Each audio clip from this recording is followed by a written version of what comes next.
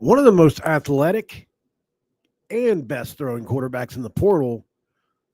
I've been having conversations with his agent, and he's very interested in West Virginia. How interested? Let's talk about just that on this episode of Locked On West Virginia.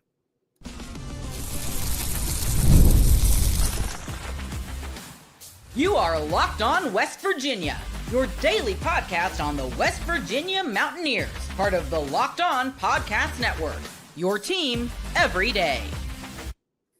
What is up? Welcome in, guys. My name is Mountaineer Paul. I am your host. This is Locked On West Virginia. Merry Christmas Eve to all you and yours. Hopefully you are happy and healthy wherever you are. I'm late. Yeah, I'm late. Look, I don't promise to be on time, but I promise to bring the news, right? So that's what I'm doing. So obviously I saw with everybody else the news that Hauss Hejny was, obviously if you don't know who this is a TCU transfer quarterback. He is a four-star guy, really explosively athletic, very similar to Garrett Green in a way, but bigger. And I saw where he was interested in West Virginia yesterday. So I reached out to his agent to see what was going on there. And I'm going to go to my X account and just read to you some of that because I asked permission to before I, obviously before I went ahead and did an entire video about it. Obviously I had to make sure I was allowed to, and he said yes. So, okay. Dusty Stanfield is the gentleman's name. And I reached out and just wanted to know if all was well.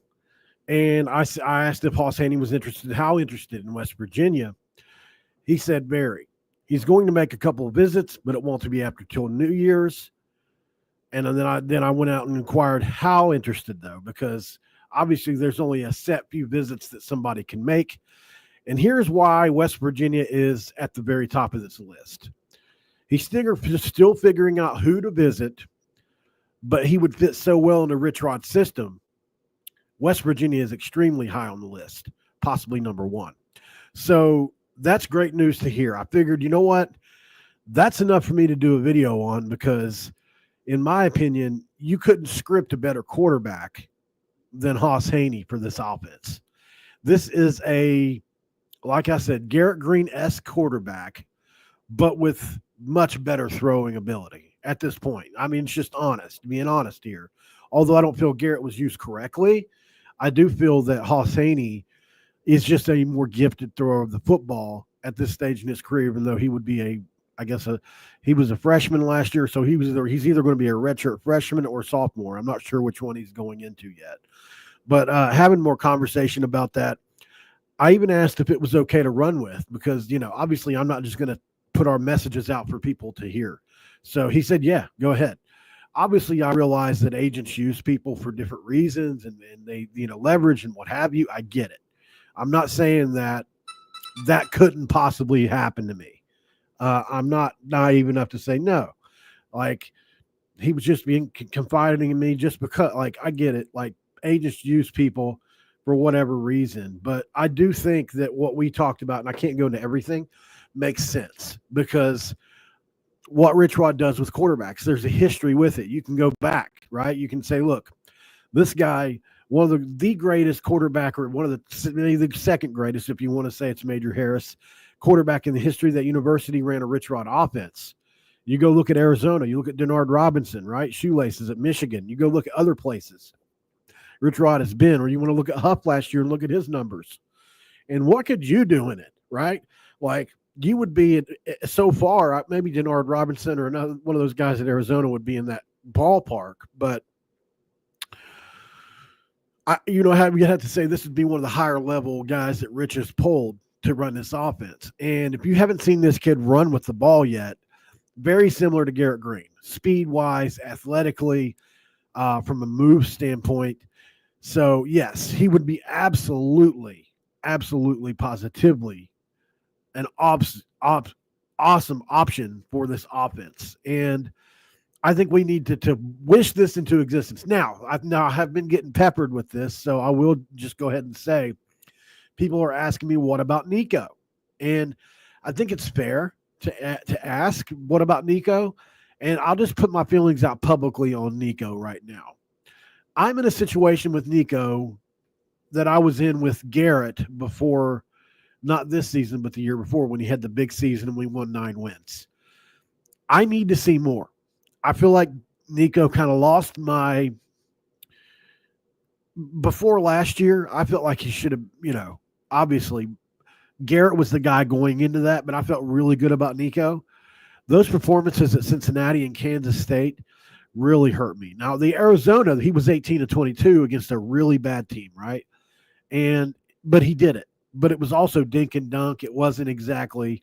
And then you have to factor in the Neil Brown portion of this. Like, was he used correctly? And I think that's also a very fair point, because was Nico used correctly? I don't know. But just generally speaking, based off the performances, he's 4-0. But 2 of his best wins are against the worst Oklahoma State and Pitt teams I probably ever in their histories. Like, seriously, bad teams. And that matters. We saw it. We realized, like, last year we won 9 games against a bad schedule, right? Just like other teams this year. Indiana won a bunch of games against a bad schedule. You run into good teams, you get exposed. So I need to see Nico do this consistently, like Pat White did, like others did in the past, against good competition. Hauss Hejny is just as unproven, but there is what I can see on film with him, and that's the explosiveness that he brings to the table. Nico doesn't have that, in my opinion. Nico gets up to top speed, and he's fast, actually. Nico's like right around that 19, 20 mile an hour range. When he gets up, maybe a little higher, I don't know. But he's fast, like he's in that 4.5-ish range, maybe 4.6 at top speed, which is enough to pull away, right? For a lot of spots, or at least get a big chunk of yards. Well, the Hauss Hejny's a little bit faster. He's more Garrett's, and he gets up to speed faster. I think in Rich Rod's offense, the most important attribute a quarterback has to have is not speed, it's acceleration. How fast do you get to your top speed? Because if you can get there in one step like Tavon could, or like Pat White could, then you're talking about something special, because you have to be able to make split second decisions in this offense with creases when you see them. So I think Hejny would be great for that, and that's what they used him at TCU. If you go look him up at TCU, inside of those 4 games, they used him to run the ball a lot. Like, it was literally wildcat basically with him in. But if you go look at his tape from high school, he's got a beautiful throwing motion. It's very Aaron Rodgers-esque. Like, it's beautiful, guys. And I just think he is a guy that Rich Rod would – worst case scenario, you've got 2 quarterbacks on the roster that you're paying. And with everything we've been told, he should be able to do that. And Hauss Hejny, it'll be his job to lose going forward, maybe after this year or whatever, if Nico has a great year. Or I think he would probably have a good shot at beating Nico out. But that's, I don't know. Maybe Nico's greater than I think he is, and Rich Rod is going to bring that out of him. That's also very much a possibility. I don't want to undersell Nico, but my confidence has been shaken in him. It has. And if yours hasn't, then it's all power to you. I do think Nico deserves a spot on the team. I think he deserves a shot to lead the team and all that. I just need to see more, because what he showed from a throwing perspective against teams last year with Rich or with Neil's offense was not good. It was not good at all. Now, our receiver is also not good, right? I mean, let's just be honest. Like, we didn't have elite receivers all the time. Now, we had good receivers sometimes, Huddy or Traylon, but outside of those guys, where's it at, right? Obviously, you've got Wilkins, too, who is also somebody that needs to be factored in, but he's not what I would consider an elite athlete. He's no Hauss Hejny, right? He's a good athlete, no doubt. And he's a good thrower of the football, but he's still very developmental. I wouldn't feel comfortable going into the season with him as the number 2, would you? Like, he has no experience at all. And he, from what we heard, he was pretty far behind the curve last year. Now he's got to learn a brand new offense, it's more straightforward. Like, if you watched my show last night with Bosley, what Rich Rod does is it's a little more simple from a schematic standpoint, like what the quarterback has to remember. There's not as much moving parts. Like with Neil's offense, you ran the same plays, but you run them out of so many different formations and looks, and those are kind of hard to remember. So at least from what I gather. So there's a lot to this. But yeah, so speaking to Hauss Hejny's agent, he has West Virginia at the very top of the list due to this offense that Rich Rod runs. So I think he's somebody to watch going forward. He would be a game changer for us at the quarterback position. And I would actually, in my opinion, I think he would win the job based off his explosiveness as a runner. And if you go look at his TCU footage just from last year, just go watch him run the ball and you'll see what I'm talking about. He is very explosive, very, very explosive. So I am excited. Now, I don't if he actually comes to West Virginia, that's going to ramp it up a little bit. Somebody in the comments, Coos, is saying I have $10 for Hauss's way for NIL. That's funny. Yeah, there's a lot of Hauss Hejny names already in the comments, which I think is pretty funny.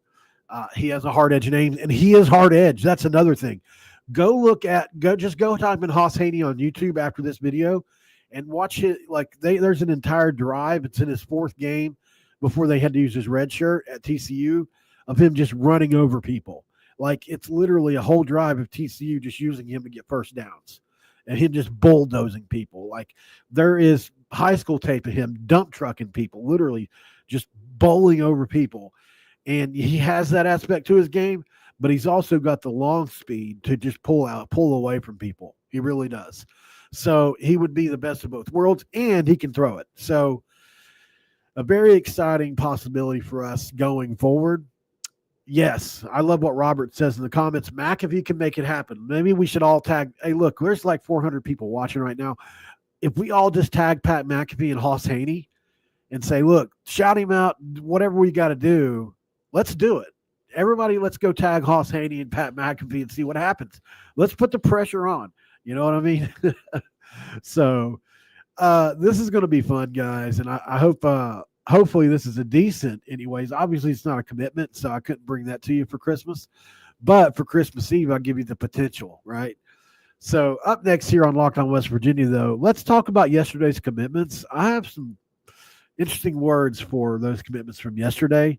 Hard edge is definitely one of them, but I got a couple more too, a couple more adjectives, if you will. Stick around for that. This is Locked On West Virginia.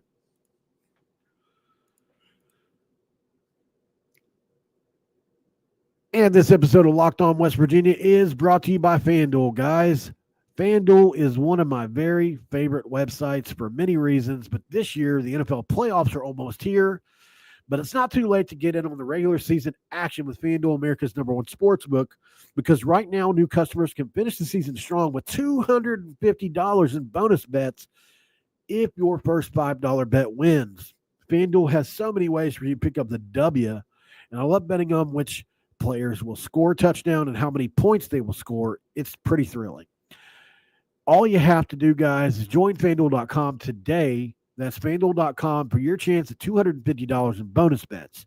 Make every moment more with FanDuel, an official sportsbook partner of the National Football League. Push the wrong button. We're back here on Locked On West Virginia. So I'm excited. I got to say, I love the Jack State guys. I really do. I thought they both that came yesterday, being that they were West Virginia kids, I love that for the culture. I love that from the hard edge perspective. And look, I think a lot of people don't know who these kids are because they weren't what I would consider to be the headliners on this Jack State team. But let's talk about Jared Bowie and Jacob Barrick, because both yesterday joining West Virginia and Rich Rod back in Morgantown. They both bring different skill sets to the table. They're both West Virginia kids, right? Let's read this article right now from the Shotgun Throwdown, Mike Miller, about the two. Jared Bowie and Jacob Barrick rejoin Rodriguez at WVU. And I also do one on Walter Youngbear, but it's going to be separate. All right, so Martinsburg High School alumni Jared Bowie commits to West Virginia. He's a former Martinsburg High School and Jacksonville State wide receiver. He's committed to West Virginia. He played for West Virginia head coach in 2 seasons at Jacksonville State. Also, Jacob Barrick, who has also been added from obviously from the Mountain State, another incoming football transfer. He announced his move on a social media post. That's pretty good, guys. These guys are both, in my opinion, going to be able to help and help soon. Bowie had 12 passes last year, but for 200 yards and a couple touchdowns, he's an interesting prospect because he's hard edged. He was the best wide receiver in the state the year that he was won all those awards. I think it was 2 years ago now. And he is going to be in a nice addition. Obviously, he's for depth, but also has potential to be really good. And then the tight end Barrick was used. I mean, he was the best tight end on the roster last year. He was used for almost everything they did. He's an incredible blocking tight end. And they brought him in because obviously we have now heard Traylon Davis not likely to return for his senior year for a lot of reasons. Don't want to speculate. So both these guys are important adds for depth. And that's the portal's not always going to be home run, right? It's going to be depth. So I think you have to take those things into consideration, and I'm excited about them. I really am. So I think that both have a chance to impact the team this year. And honestly, I wouldn't be surprised if Barrick is the starter at tight end or one of the starters because he is a physical specimen, a guy that's really put on a lot of weight, grown some hair out if you see his earlier pictures. And he's a guy that's going to set the edge in that running game, that inside zone, different things. He's going to do a good job there and be physical at the line of scrimmage. And he can catch the ball too. So is he Cole Taylor? No, not exactly, but he can definitely catch the ball. So, excited about that as well. Obviously, my favorite transfer so far, Orrin Singleton. Sorry, guys. I drank some Gatorade and it's causing me to burp. Orrin Singleton Jr., wide receiver from Eastern Michigan, who I have a buddy, his son plays there. Noah Patterson, who was from Ironton, Ohio, which he wanted to come to WVU himself, was a redshirt freshman there last year at Eastern Michigan. So I asked about Orrin Singleton. He is hard edged. He is. I know he doesn't look it at 5'7", 5'8", 160, 170 pounds, but do you know who he reminds me of for us? He's Jock Sanders. He's Darius Raynaud, right? He's going to come in here and he's going to get bigger. He's going to get stronger, and he's going to play that wide receiver position, but he's going to look like a running back a little bit, most likely, the way they've done things in the past. And he's going to be a sweeps guy. He's going to be a punt returner. He's going to play in the slot, and he's going to be effective. He is a burner. I mean, he by far the fastest guy on the team probably now at this point. This is what we didn't have under Neil Brown last year because we lost certain guys in the portal. And I think this guy brings that element to the offense. You can take the top off the defense. You can do multiple things with him. If you go look at his tape with Eastern Michigan, he is extremely – I don't know if he'll be somebody in the comments. I don't know if he'll be as strong as Darius Raynaud was, who could lift a lot of weight. But, I'm just saying from a body type standpoint, he fits what they've done in the past, although this guy isn't as muscular or as – Darius Raynaud and Jock Sanders both had tree trunks for legs, right? And they were so good on the end-around sweep. That's literally what they both did. They were both great slot receivers too. If he can be either one of those guys for Rich Rod, I'm trying to make comparisons to before of like what he had when we were successful. We had those were like our best receivers at the time, right? They're slot receivers. They're quick. Because in Rich Rod's offense, if you got to pass the ball to win, that's not great because that means they've stuffed you. And obviously rarely do we pass it to win. Now I've heard that he has moved more towards more balanced in recent because just this spread attack is a little not overdone, but it's definitely done, right? People do it. So that certainly is an option. And I wouldn't be surprised if we threw it more under Rich Rod this go around. But I will say we've got a couple nice looking receivers on the roster that certainly can make an impact in the passing game. So we got to have that, especially in the Big 12, which it's taken me a while to admit this, but I think I'm ready to after being in the Big 12 for 12 years now. The Big 12 is a tougher league than the Big East was. I get crap on this a lot. A lot of people disagree with me, but I do believe that now. Top to bottom, it's tougher. Were the best West Virginia teams, could they beat any Big 12 team that I've seen in the Big 12? For the most part, yeah. That TCU team might have been better than some of our West Virginia teams. I've seen a couple of Oklahoma State and Baylor teams that were really, really tough. One TCU team. But generally speaking, top to bottom, week in and week out, the old Big East really can't compare to what the Big 12 is now. So we're going to have to be better every week than we were the last time Rich was here. So hopefully he's going to be bringing in a higher quality of player overall. We're going to have to. We can't win with lesser talent every single week in this league like we did before when we had layups, like we could go to UConn some years or whether South Florida some years, not always, or Rutgers. Like we don't have those kind of games anymore. We don't. And I'm sorry to say that. Like I realize this has been a long time ago but for us that remember Rich Rod, last time he was here, we had layups in some weeks. I'm not drinking Mountain Dew this time. I'm sorry. For those of you listening on a podcast, I reply to the comments probably sometimes at random, so it's not going to make sense to you, but like just try to put the other part of the question together. Sometimes I forget. All right, so let's get into my second favorite transfer piece added, and that is none other than the Tulsa transfer. The best name, obviously, in the portal, Walter Youngbear. This is a stud of a guard. This is a guy that I wouldn't consider him an elite athlete. Like watching him on tape, he has certain things he does good. He has some things he does okay. But if you're asking him to move a lot and get out in space, that's not his forte, although he can do it. I'm not saying he can't do it at all.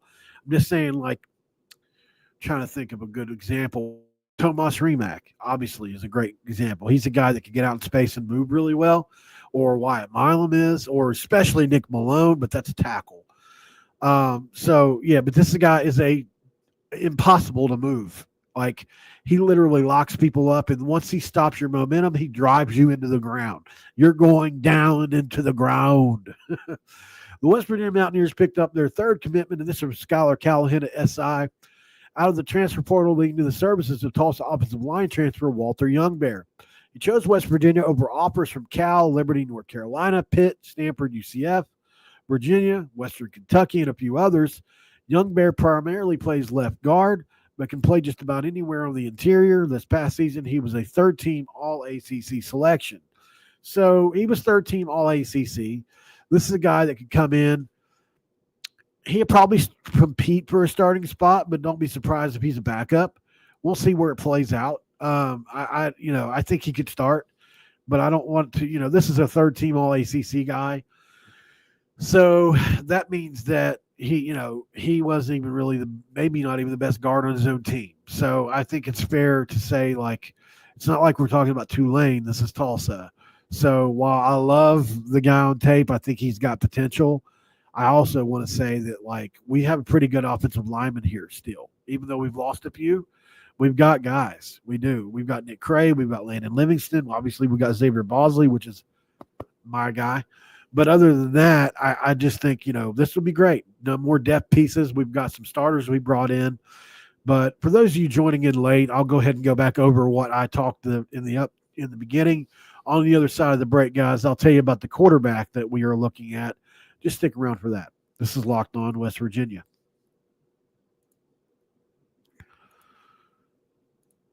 And this episode of Locked On West Virginia is going to be brought to you by Game Time, guys.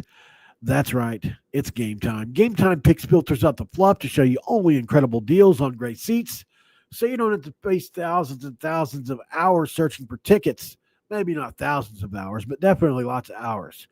It's a super deal, guys. I mean, curated gifts help you anytime you need them in the Game Time app. Find the seat for your perfect experience, guys. There's a panoramic view that you can look at to check out your seat in the app before you buy. Curation makes it easier to save on sports, concerts, comedy, theater, etc. Don't forget to toggle on the all-in pricing feature. It makes no surprise fees at checkout, which is always great, guys. And last but not least, your purchase is covered with the most flexible customer service policy in the ticketing industry. job loss protection, all that, guys, event loss protection. And they'll give you 110% of the difference if you can find a lower price, which is pretty good. Take the guesswork out of buying tickets with Game Time. Download the Game Time app, create the account, and use Locked On College for $20 off your first purchase. The terms do apply, but if you create the account, redeem the code LOCKEDONCOLLEGE for $20 off your first purchase. And download the Game Time app today and ask yourself the question of all questions. What time is it? It's game time. Obviously, always enjoy reading that ad. But anyways, so Hauss Hejny, TCU transfer quarterback. Once I saw that West Virginia had put an offer out to him, I decided to reach out further. This is what I do. I think that's something I'm skilled in. I'm able to find out, who people are associated with, or I get close to certain talents so that I can find out what their statuses are, because I'm just by myself. So, I can't do everybody, but I can try to do the ones that are important. And sometimes they answer, sometimes they don't. But when they do, I can talk about it, right? Usually. So I was able to get in contact with his agent, and he is West Virginia is high, if not number one on the list. And it's for a couple of reasons. Number one, obviously, West Virginia is a power opportunity and a conference that he's familiar with. Number two, Rich Rod, right? Rich Rod's offense is what I've been told. Rich Rod's offense. Let me see if I can get this up really quick. Just for credibility purposes, I suppose. Let's see. Let's go. All right. Let me share the screen with you guys. Just for credibility purposes, here you go. Hi there, Paul. I think so. He's going to make a couple visits, but it won't be until after New Year's. Don't spend your Christmas Eve doing it, talking about making the video, blah, blah, blah. I said, does he have a plan to visit WVU? Still figuring that out, but he fit well in the Rich Rod system, so West Virginia is high on the list. And then we talk further about some stuff that I can't even go into. But I am allowed to share at least that part, and that's what I'm doing, just because I've already seen a couple people, sources, trust your sources, bro, that whole thing. So I always do that whenever I can, just to prove, like, hey, I'm not on here blowing smoke up anybody's hind end. I'm not up on here. I don't lie about these things. I never will lie to you, ever. Will I come on here and make something up to get clicks or views? If I'm talking to somebody, or if there is a chance for a player to come to West Virginia and I'm on here talking about it, there's some smoke to that, whatever it is. The last thing it's going to be is a lie, promise you. So, yeah, so in my conversations, and it went further, talking to his agent, there's West Virginia's high on the list because of Rich Rod's offense, obviously, but also because of the Power 4 opportunity in the Big 12, and also maybe some get back at TCU. I don't know. Because obviously he protects his kid. He wants that job. And it just didn't work out for whatever reason. So be on the lookout for that. I'm not saying it's 100% going to happen, but I'm saying that there is smoke there. There's interest there. And if West Virginia comes with the right deal, he'll be here. And then he'll be competing with Nico, and we'll see where it goes from there. But the last thing I'll ever do is get on here and tell you a lie or just make something up. So, and I won't ever get on here if something's like, this was reported before. I'm not going to get on here and pretend like I didn't know that, or, pretend like that report didn't break that. Like, I talked to this guy, so I can speak from my own experience. I'm not going to get on here and pretend like I know something because it's been reported somewhere else. And, I didn't see that. I don't do that. Just all for the sake of credibility. That's all. Other than that, guys, not a whole lot else to talk about. I think this is be a huge ad for us at the quarterback spot. I think he's great. If you want to see my thoughts on Hauss Hejny, you can go back further. But overall, I think he's an explosive, dynamic runner, very similar to Garrett Green, but bigger. And if you want to check him out on YouTube, his YouTube highlights are really, really insane, especially some of the ones on high school. But at TCU, he had whole drives where they used him in the Wildcat and do different things. But he can throw it too. No doubt about it. Can he throw it? He's got a beautiful throwing motion. You should go check it out. Other than that, guys, not a whole lot else to talk about. Thanks for being here. Hope you have a great Christmas. You can find me at X at Paul Mountaineer. Also, hit that subscribe button if you want more. If you want a guy that's going to work his ass off for inside news for you, while maybe you don't have time to, this is my job. I try to talk to all the portal prospects and even the ones you don't know about and try to get where they're leaning, which way they're going on things. And if I can do that, I'll do that for you. So hit that subscribe button, hit a like, comment below, and I'll be here through the holidays for you if you need me. Other than that, guys, like I said, thanks for being a part of Locked On West Virginia. I'll be recording something tomorrow on Christmas as long as I can, as long as there's something to record on. But until then, guys, have a great holiday. I'll see you tomorrow. This episode's over, and I'm out.